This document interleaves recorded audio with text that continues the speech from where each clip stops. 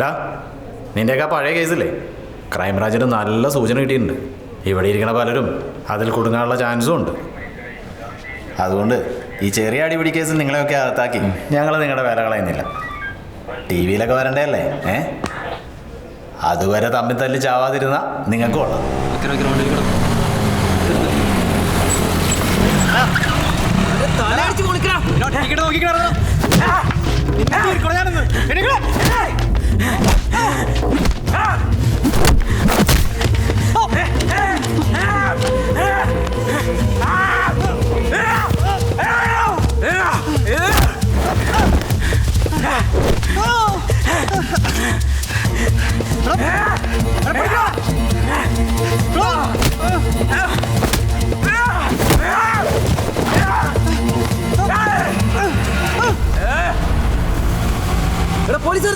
Police ഓടിക്കോ ഓടിക്കോ വേഗം വേഗം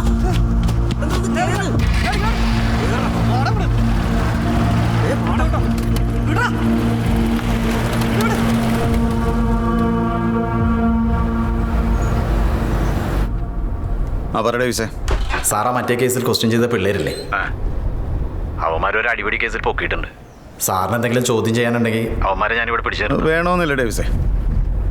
അവന്മാരെ നമുക്ക് എപ്പോഴാണ് വിളിപ്പിക്കാമല്ലോ. എന്നാലും അവന്മാരോട് സ്റ്റേഷൻ പരിധിയിട്ട് പോരുന്നു പറയാം സാർ. ആ ഓക്കെ സാർ. ഡാ നിൻ്റെയൊക്കെ പഴയ കേസില്ലേ ക്രൈംബ്രാഞ്ചിന് നല്ല സൂചന കിട്ടിയിട്ടുണ്ട്. ഇവിടെ ഇരിക്കണ പലരും അതിൽ കുടുങ്ങാനുള്ള ചാൻസും ഉണ്ട്. അതുകൊണ്ട് ഈ ചെറിയ അടിപിടി കേസിൽ നിങ്ങളെയൊക്കെ അകത്താക്കി ഞങ്ങൾ നിങ്ങളുടെ വില കളയുന്നില്ല. ടി വിയിലൊക്കെ വരണ്ടല്ലേ അതുവരെ തമ്മിൽ തല്ലി ചാവാതിരുന്ന നിങ്ങൾക്ക് കൊള്ളാം. തൽക്കാലം പൊക്കോ. വിളിച്ചോണ്ട് പോ. ഈ ഫോണും കൂടെ കൊണ്ടുപോടെ. ഈ ഫോണിൽ തന്നെ ഉണ്ടല്ലോ ഒരു ലോഡ് കേസ് എടുക്കാനുള്ള വകുപ്പ്. പിന്നൊരു കാര്യം, ഇവിടെ മുടങ്ങാണ്ട് ഒന്ന് ഒപ്പിട്ടുള്ളൂ ഡെയിലി കേട്ടാ. പൊക്കോ.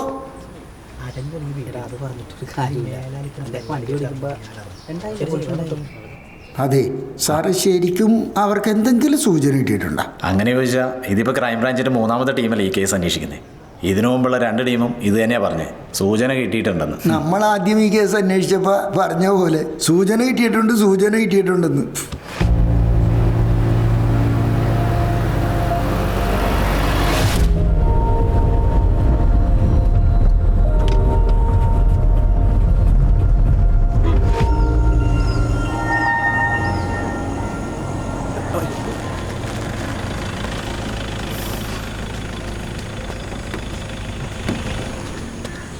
സാറേ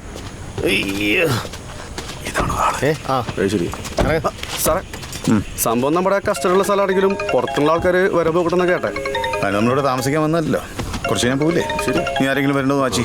ശരി സാർ. വാച്ച് ചെയ്തത് എന്താ? റോക്കറ്റ് വിക്ഷേപണ കേന്ദ്രം. അടി എവിടെ എത്തി? ഞാനിപ്പോൾ എയർപോർട്ടിൽ നിന്നോട് എത്തിയുള്ളൂ. എന്തായാലും കുറച്ച് വൈകൂടി. അവളിത് ഇവിടെ ദേഷ്യം പിടിച്ച് നിൽക്കുകയാണ്. നിങ്ങളൊന്ന് വേഗം വരുന്നുണ്ടോ? സാർ ഈ വഴിയാണ്.